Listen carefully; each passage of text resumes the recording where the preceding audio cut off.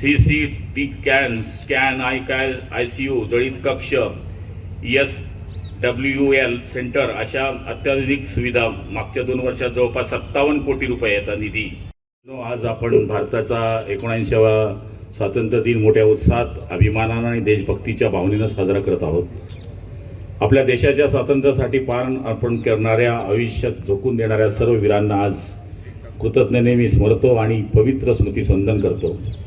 या सोहळ्यात उपस्थित असलेले स्वातंत्र्य सैनिक, ज्येष्ठ नागरिक, लोकप्रतिनिधी, अधिकारी, कर्मचारी, पत्रकार, विद्यार्थी, पालक आणि माझ्या सर्व जिल्हावासियांना मनपूर्वक स्वातंत्र्य दिनाच्या शुभेच्छा देतो. स्वातंत्र्यानंतर भारताने सामाजिक, शैक्षणिक, आर्थिक, सांस्कृतिक, औद्योगिक अशा सर्व क्षेत्रामध्ये उल्लेखनीय प्रगती केलेली आहे. महाराष्ट्राने नेहमीच देशाच्या विकासात अग्रणी राहून भरीव योगदान दिले आहे. शासनाच्या सर्वांगीण विकासाचा केंद्रबिंदू सामान्य नागरिक ठरवून मागासवर्गीय, दुर्बल घटक, शेतकरी, महिला आणि युवकांच्या विविध योजना राबवल्या आहेत.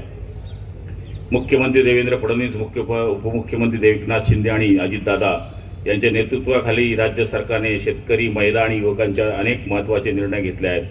जळगाव जिल्ह्यात कृषी क्षेत्रासाठी मनरेगा, प्रधानमंत्री पीक विमा योजना, हवामान आधारित पीक फळ विमा, राष्ट्रीय कृषी विकास योजना, कृषी यांत्रिकीकरण, अन्न प्रक्रिया योजना यातून मोठ्या प्रमाणावर निधी वितरित करण्यात आला आहे. खरीप हंगामात सुद्धा कोट्यवधी रुपयाचा विमा भरपाई थेट शेतकऱ्यांच्या खात्यात जमा झाली आहे.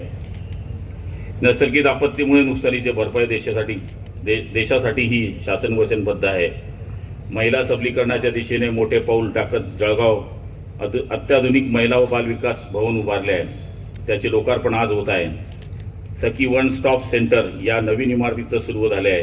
पीडित महिलांना तातडीने मदत, वैद्यकीय उपचार, कायदेशीर सल्ला आश्रय मिळत आहे. महिलांच्या सबलीकरणासाठी कृतिशील पाऊल म्हणून ओळखले जाणारी संकल्पना म्हणजे राज्यात पहिल्यांदा महिला बचत गटाच्यासाठी बहिणाबाई स्मार्ट ही संकल्पना राबवून निधीची तरतूद करण्यात आली आहे. जिल्ह्यात 11 ठिकाणी स्मार्ट सुरू करण्याची अंमलबजावणी करणारा आपला पहिला जिल्हा ठरला आहे. या गोष्टीचा मला आनंद आहे. जिल्ह्यातील 31,000 महिला बचत गटांना असून त्यातून 4 ते 30 कोटी रुपयाचे कर्ज वितरित करण्यात आले. यावर्षी लक्ष्य 1,000 कोटी रुपयाचे आहे. त्यातील 200 कोटी रुपयाचे सुद्धा कर्ज वितरण करण्यात आले आहे. ही महिलांची आर्थिक उन्नती चळवळ जिल्ह्यात अधिक सक्षम करण्यासाठी आमचा प्रयत्न त्यात मोठे बळ मिळत आहे. या वर्षीपासून राज्यात महिला आर्थिक, सामाजिक, शैक्षणिक व आरोग्य सक्षमीकरणाच्या 25-26 अधिशक्ती अभियान राबवण्यात येणार असून महिलांच्या प्रगतीसाठी उल्लेखनीय कार्य करणाऱ्या ग्रामपंचायतीला तालुका, जिल्हा स्तरावर अधिशक्ती पुरस्कार प्रदान केले जाणार आहे. या पुरस्काराची रक्कम 1 लाख ते 10 लाख अशा असून ती महिला व बाल विकासाच्या खर्च करण्यात येणार आहे. मूल्यांकन दरवर्षी करण्यात येत असून मार्च महिन्यामध्ये पुरस्काराचे वितरण होणार आहे.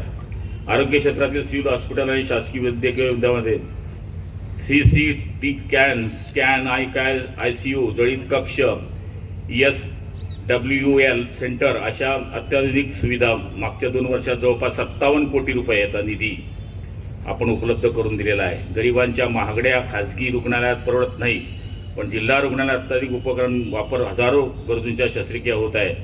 चिंचोली येथे सुसज्ज मेडिकल हब उभारण्याच्या मार्गावर आहे. यात सर्व प्रकारचे उपचार एकाच ठिकाणी मिळतील. वाहतुकीच्या दृष्टीने पाळधी ते तरसोद हा 17 किलोमीटरचा बायपास मार्ग तयार होणार असून लवकर तो सुरू होईल.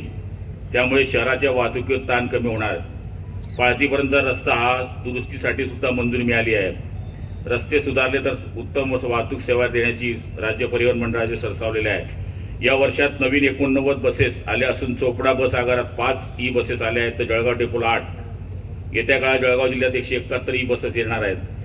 जिल्ह्याच्या नागरिकांच्या प्रदूषणमुक्त प्रवास करता येईल. जिल्ह्यातील घरकुलाचे प्रश्न सोडवण्यासाठी आवास रमाई, आवास शबरी, आवास मोदी, आवास पारधी, आवास पुण्यशोका देवी, आवास यशवंतराव चव्हाण मुक्त वसाहत अशा योजनेतून 2,80,000 घरांच्या उद्दिष्टापैकी 2,75,000 घरांना मान्यता मिळाली असून 1,22,000 घरांचे पक्के घरांचे स्वप्न साकार झाले आहे. सर्वसामान्यांना थेट लाभ देण्यासाठी शासनाने छत्रपती शिवाजी महाराजस्व अभियान सुरू केले आहे. जळगाव जिल्ह्यात 130 अधिक समाधान शिबिर घेण्यात आली. त्यात 1,25,000 एवढे विक्रमी लाभ देण्यात आला. शेतकरी हा अन्नदाता आहे या जाणीवेतून खरीप हंगामात 25-26 प्रधानमंत्री पीक योजनेच्या राबवली जात आहे. त्यामध्ये 2,29,000 शेतकऱ्यांनी सहभाग घेतला असून 24-25 मध्ये 1,95,00,000 रुपयाची भरपाई शेतकऱ्यांच्या खात्यात जमा झालेली आहे. जळगाव जिल्ह्यात सिंचन क्षेत्रात वाघूर, हतनूर अशा प्रकल्पांना लघु व मध्यम प्रकल्पाचा शेतीचा परवाना उडकला जात आहे. बागपूर व पाडळसरे उपसा सिंचन योजनेतून दाबून येणाऱ्या हजारो हेक्टर शेत आता सिंचनाखाली करण्याचे काम सुरू आहे. तसेच हर खेत को पाणी सारख्या आधुनिक पाईपलाईन सूक्ष्म सिंचन योजनेतून पाण्याचा कार्यक्षम वापर होत असून शेतकऱ्यांना उत्पादन खर्च कमी व उत्पन्न वाढ होत आहे. येत्या काही वर्षात मोठ्या प्रमाणात जळगाव जिल्ह्यातील जमिनी सिंचनाखाली येत आहेत. मागेल त्याला सौर कृषी पंप व PM कुसुम योजनेतील जळगाव जिल्ह्यातील 17,163 सौर कृषी पंप बसवण्यात आलेले आहेत. त्यामुळे शेतकऱ्यांना पाणी देण्यासाठी रात्री शेतात जाण्याची गरज नाही. सौर पंपामुळे दिवसा खात्रीची वीज पुरवठा होणार आहे. ग्राम विकासासाठी मुख्यमंत्री समृद्ध पंचायत राज अभियान सुरू केले आहे. यातून गावागत विकासासाठी निकोप स्पर्धा निर्माण होत आहे. स्त्री शिक्षण आणि नेतृत्वाखाली बालिका पंचायत राबवली जात आहे. पर्यावरण संवर्धनासाठी मिशन संजीवनी अंतर्गत पावसाचे पाणी साठवणे अनिवार्य करण्यात आले आहे व पर्यटनासाठी सातपुडा पाल जंगल सफारी सुरू झाली आहे. त्यामुळे विविध संवर्धन रोजगार निर्मितीच्या पर्यटन वाढेल व हिरवा वारसा जपण्यासाठी वन विभागाने वृक्ष लागवड, पाणवठे व पर्यटन सुविधा सुद्धा उभारल्या आहेत. सुरक्षितेसाठी पोलीस दलाचे बळकटीकरण केले असून रामानंद पोलीस स्टेशनची नवी इमारत, जिल्ह्यात पोलीस चौक्यांचे बांधकाम, दुरुस्ती, 16 जीप्स आणि बीट हवालदारापासून ते वरिष्ठ पोलीस अधिकाऱ्यापर्यंत मोटरसायकल आणि 4 चाकी वाहने दिली आहेत. जळगाव महापालिकेने पाणी पुरवठा सुधारला असून मननिसर्गाची सुरुवात केली आहे.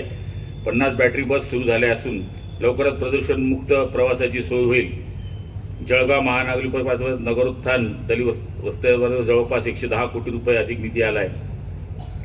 राज्यात मुख्यमंत्री देवेंद्र फडणवीस यांनी प्रशासकीय सुधारणेसाठी 100 दिवसाचा कार्यक्रम दिला होता. त्या जळगाव जिल्ह्याची चमकदार कामगिरी केली.